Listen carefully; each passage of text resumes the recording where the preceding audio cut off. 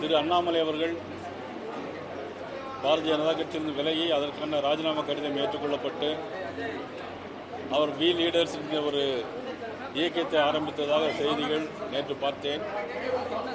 அதில் பல்வேறு பாரதிய ஜனதா கட்சியினுடைய 1-2 பொறுப்பாளர்கள் போயிருக்கிறது. அப்புறம் நிறைய அடிமட்டத்தில் உள்ள பொறுப்பாளர்கள் போயிருக்கிறார்கள். ஆனால் அவர்களை ஒரு மூளை செலவை செய்து, அதாவது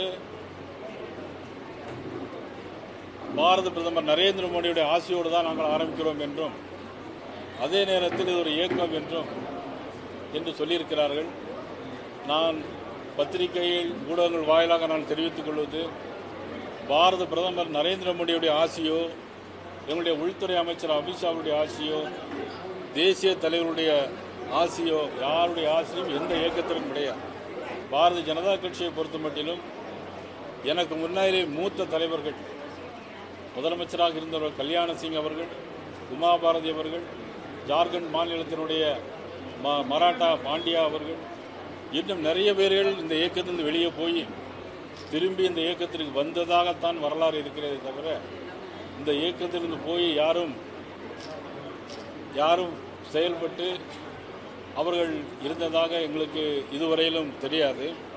இதுவரையிலும் எந்த விதமான பின்னடைவுகளும் கிடையாது. இதனால் பாரதிய ஜனதா கட்சிக்கு எந்த பாதிப்பும் கிடையாது.